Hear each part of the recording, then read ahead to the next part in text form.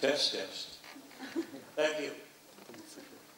It's a pleasure for me to be here tonight, and I'm going to try not to bore you too much. I'll try and get through this, and I feel I have something to give to you in terms of information, and I'll do the best I can. They sometimes say that the worst speaker they save for last, so we'll find out if that's true or not. But I'm a person who enjoys life, okay?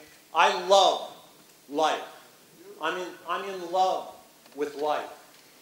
And most people I meet, they identify themselves by their career. And when I graduated from university, I decided to be just the opposite of that. I didn't want my career to define me. Actually, I don't have a career, okay? One thing that I promised is that I would never have a career in my life. And that, so far, I have kept to that. And I started to travel 34 years and 1 month ago. I began traveling. And during these travels, I've learned a few things about myself. I've learned a little bit about the world. And to this day, 34 years and 1 month later, I'm still happy. I'm still in love with life. And I'm in Ukraine. I'm in Ukraine right now. And when I travel in other parts of the world, and I mention Ukraine, people say, where is that? Where is it? Ah, that's part of Russia. I said, whoa, whoa, whoa, whoa, whoa. Wait a minute. It's not part of... If you tell a Ukrainian, if you mix that up with being part of Russia, a Ukrainian will give you a stare, the evil eye, that will just take you, it'll buckle your knees, it'll take you right down to the ground. Okay?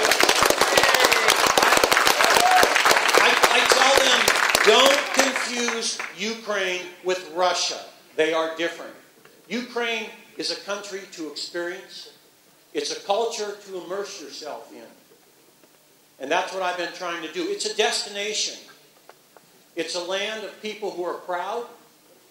It's a land of people who have tradition. And it's a land of people who are survivors. I live a very non-traditional lifestyle. Always have, always will. I'll never change that. And I live in a world where there's conformity. There's complete conformity in the world I live in. But this world that I live in, I'm not really part of. I don't occupy a proper space in this world. And the question that is forever asked to me, that lingers around me these last 34 years and 1 month, is, what do you do? What is it that you really do in life? And it's a question that I've often had a difficult time in answering. And when I put this talk together, I started thinking about that, and finally, after 34 years and 1 month, I came up with an answer about what I do. See, people want to know, what's your title? You must have a title of some sort. Are you an economist? Are you a historian? Are you an engineer? Are you a doctor? No. I'm none of those.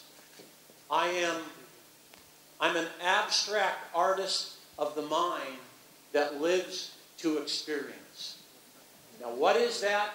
I don't know, but that's my title. Okay? That's what I've decided to call myself. I don't have a CV or a resume. I'm not even sure what it is. I've never put one together because I've never felt like I really needed one. And some people have a problem with that, with the way I live. And they say, well, you can't just live the way you do. 34 years and 1 month ago, when I set out to travel, I was going to go on maybe a 2-week trip. And people told me, now come back home. You can only be gone 2 weeks, come back home. So 10 years later, these same people said to me, they said, now come on, you can't do this. You've been traveling for 10 years. You can't just go out and travel. You need to come back home and be more responsible. 20 years goes by, and these people said, you can't do that. You just can't keep traveling like this. This is irresponsible. You need to come back home. 30 years goes by, and those people are still telling me, you can't do that. You can't do that. 30 years of travel, you can't do it. Just last month, I got an email from America, where I'm from. And someone said, 34 years, you can't do that. You got to quit that. Okay? You got to grow up. You got to have some responsibility. Take some responsibility into your life. Well, I figured that I'm too old to quit traveling. I have to keep traveling. And I don't think I want to give it up at this point in my life. I want to enjoy what I think is really the goodness of mankind, because I believe there's a lot out there. And there's a particular point that I'm going to be sharing with you today. And first of all, we're going to try these. This is a bit of graffiti that I witnessed just down the road here a little ways. It's in, believe it or not, Mariinsky Park. Okay, maybe some of you have seen it. But to me, this is a message from the people here talking about how much they really are survivors. Okay? At first I thought, okay, there's some Westerner, it's written in English, probably wrote this, but if you look right here, that question mark, there's something wrong about that. That's backwards. A native speaker wouldn't do that. I think a Ukrainian wrote that. That was a simple mistake, and I think that this is what they meant. Not never give up. No, never give up. I think that's the message that comes from this country, to never give up. I believe, again, that this is a culture of survival, and there's a real appreciation for simplicity. And I find that simplicity in life is absolutely essential to one's peace of mind. Without simplicity, a complex life just destroys your mind, I believe. I think you have to keep it simple. I lead a conversation group on Saturdays. And a week ago, I had a couple come into this conversation group. They sat down. They hadn't been there in months. Their schedule was busy. They came to this class. And when they came to that class, they saw new faces. They saw sort of a new format of what I had done.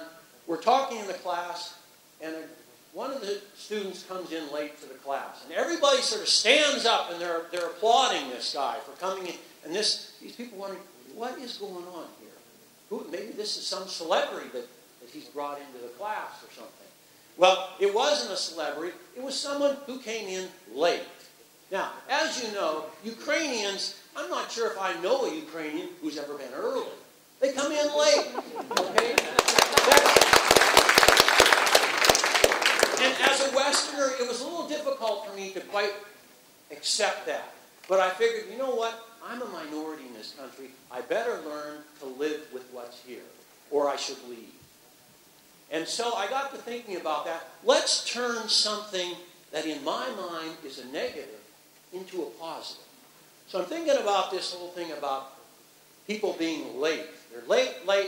And I thought, okay, I'm going to institute a fine in this case. And when these people come into my class late, actually, I'm going to encourage them to come in late. And I start telling people, don't come to class on time. Come late. I want you to come late. Because when you come late to my class, I have this little bag that I have up on a shelf. And I tell people, you're late, put some money in the bag. Put some money in the bag, okay? So what's that bag for? This gets to the point of my talk, okay? That bag is, when that little bag gets filled up with money, we're going to take money out of that bag and we're going to go onto the street. And we're going to find, if it's summertime, we're going to find some babushka who wants an ice cream. if it's winter, we'll find someone who wants a warm cup of tea, and we're just going to buy them that cup of tea. We're going to buy them that ice cream. We're going to buy them a sandwich if they're hungry. There's no strings attached to this, okay? There's no string. It's just a kind gesture. And I think we overlook the simplicity and the value in kind gestures to people, and there's no reason for us to try to think we deserve something back from that. Why can't we just do it for the sake of doing it? Okay, there's no problem with just being nice. Anybody can be nice to anybody for a good reason. There's not really a problem with that.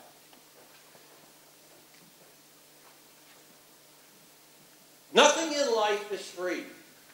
In this class, when the late person came in, somebody raised their hand. And they said, well, you know, if you go around giving free things to people, buying them sandwiches, buying them whatever it is you're going to do, they're going to be suspicious of you. So how are you going to handle that? And I said, let them be suspicious. I will go to someone who isn't suspicious. If I have to go to 13,000 babushkas in this city, I'll find one who will accept that ice cream cone. And so I got to thinking about this, and I started thinking, you know, you've got to give this a name. This whole process has to have a name. What's the name going to be? There's 6 billion. This was as of Thursday. There are 6,791,000,001 people on this planet Earth. A lot of those people are going to be late at some point or another. I don't know how many, but imagine if all these people who are late do one kind thing to somebody on this earth. Just imagine the possibility of that. Okay? The TED Fund. I'm calling this the TED Fund in honor of this TED conference.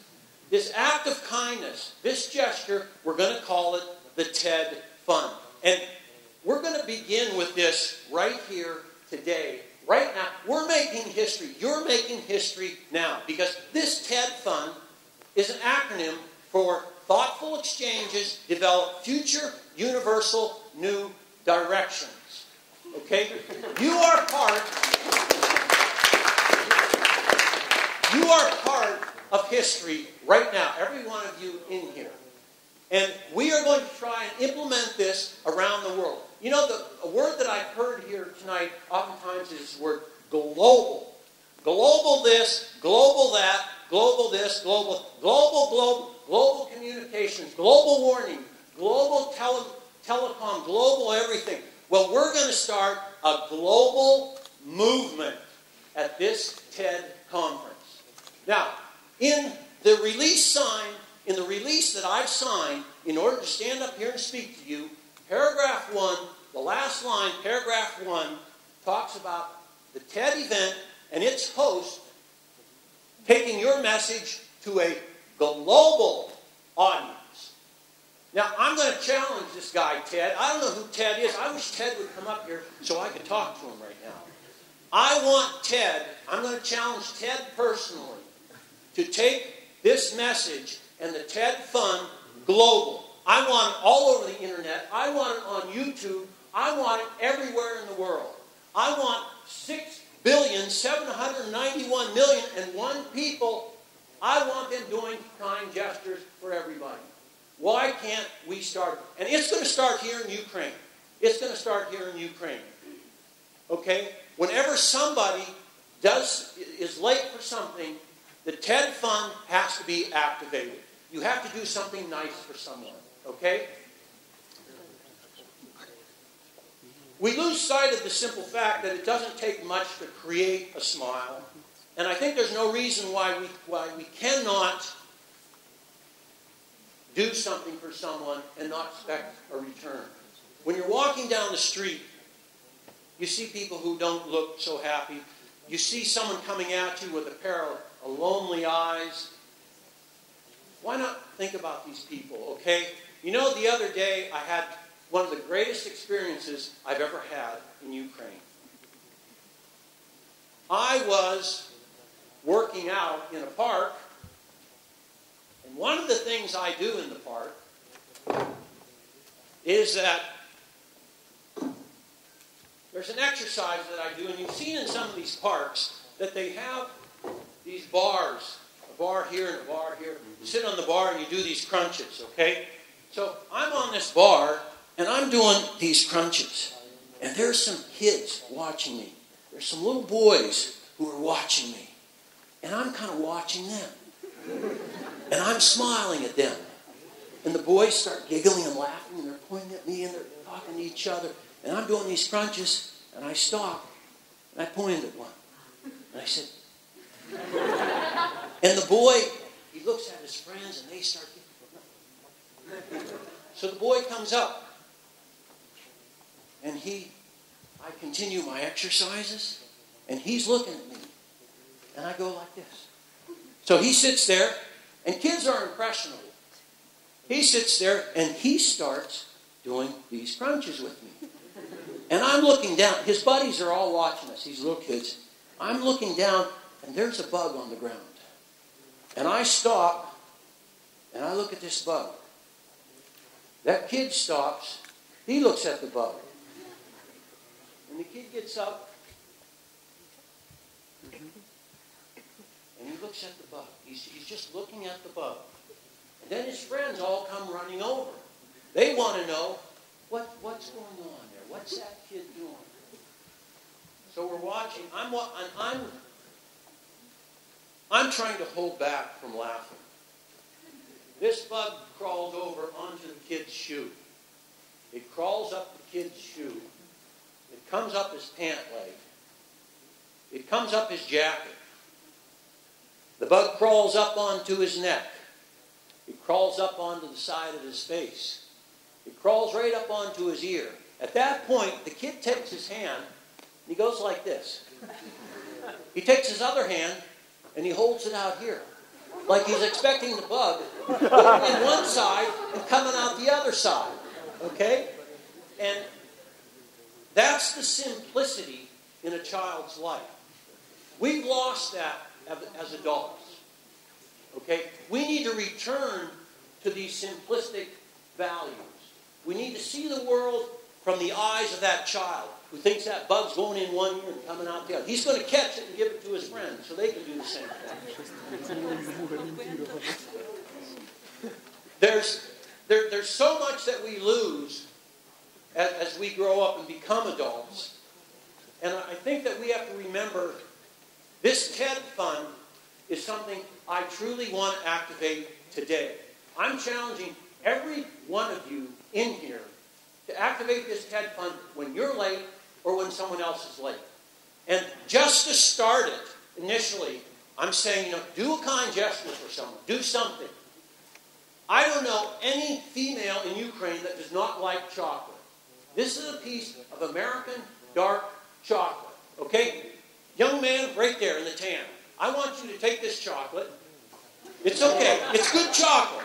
Don't worry. I want you to take that chocolate, and I want you to give it to somebody the next time you're late.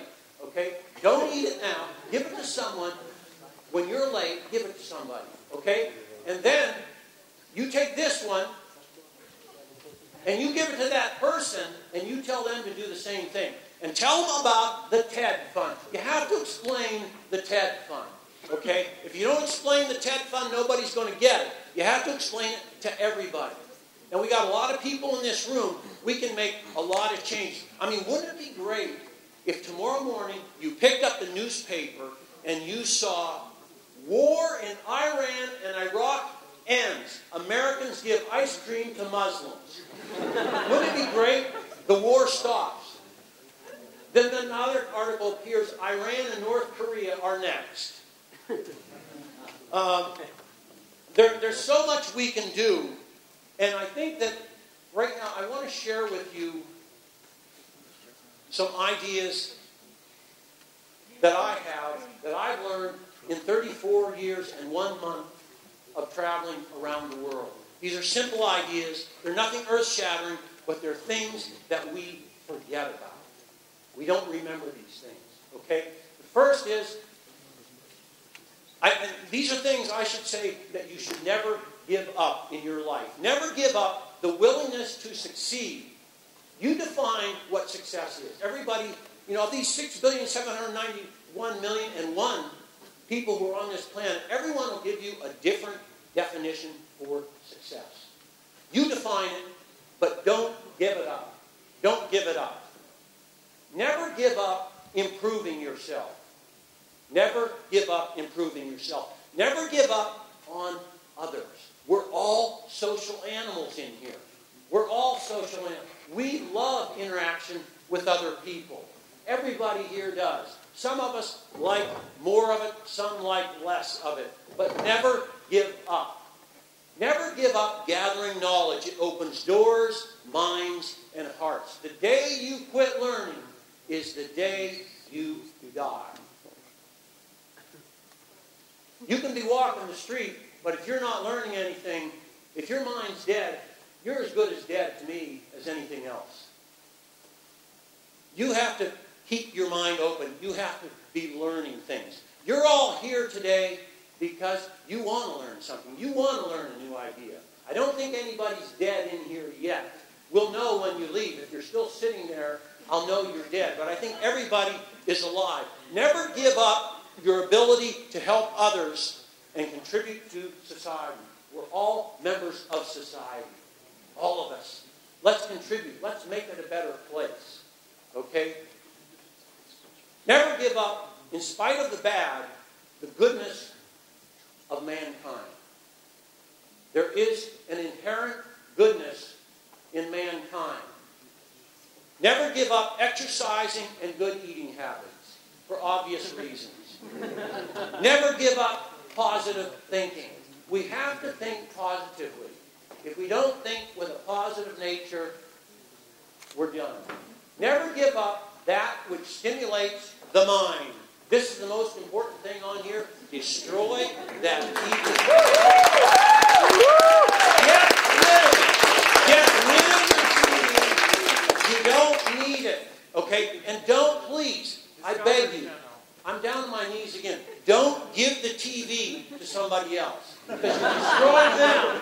Get rid of it. Smash it with a hammer. Okay? Throw it out off your balcony down to the street. Tomorrow morning, I'd like to walk down the streets of Kyiv and just see televisions littering all over the place. I'll clean them up. Never give up on change, because change in the long run is usually good. Okay? Change is good in the long run.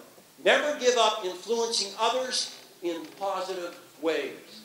We can influence everybody in positive ways. Never give up smiling and laughing. It's the greatest free therapy you'll ever have in your entire life. Never give up music, the universal language. Everybody can speak this language. No matter where you go, you hear music, everybody can get into it. Okay? Everybody can get into music. Never give up on yourself. Believe first in yourself. Believe in yourself. Never give up on yourself. Never give up an act of simplicity. Keep the TED Fund alive. If somebody is late, force them to pay their dues. Okay? To do a simple gesture. It doesn't take much. Never give up. Now these next three are probably my favorites. Never give up love. It's the glue that holds us together. It holds our society together. Without love, we're history. Okay? We've got to have love. Never give up on that love. Never give up. This is my second favorite word in the English language. Hope. Hope. Never give up on hope. If any of you have ever seen, if you haven't seen the movie Shawshank Redemption, it's about hope. See that movie just for the sake of hope. Morgan Freeman is my favorite actor. And I don't know if the guy's so good, I don't even know if he's real. I'd love to meet him just to find out if he's real. Never give up, my favorite word in the English language. It's not passion, it's passion. Okay? It's passion. Never give up on passion. Define a passion in your life and live for it. Passion. Never give up passion. Now, there are 3 things that I want you to give up. I've been telling you what not to give up. I want you to give these 3 things up. Give up your fears. They'll prevent you from doing everything that's good. Give up your fears. Give up indifference. Take a stand and have a purpose in life. Define your purpose. Don't do anything that you shouldn't be doing, but have a definite purpose. And give up giving up. Okay?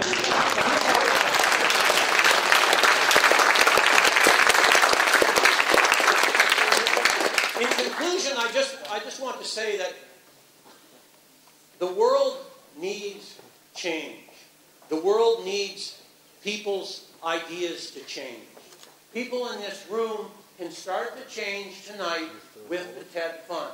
I am, again, challenging each and every one of you, when somebody is late, I don't care who it is, if it's you or somebody else, do something nice for somebody. I mean, one of my dreams is that somewhere down the road, I am going to be in some faraway corner of this earth, and I'm going to be sitting there, and I'm not going to be feeling too well. For some reason, I'm having a bad day, and somebody's going to come up to me and tap me on the shoulder, hand me that ice cream, and say, hey, some guy named Ted said he did this to you. And we need to keep that TED Fund going. We need to keep the idea going. It's people in this room who are going to start it. And again, I'm challenging all of you TED organizers to take this message to a global audience. Thank you. До свидания.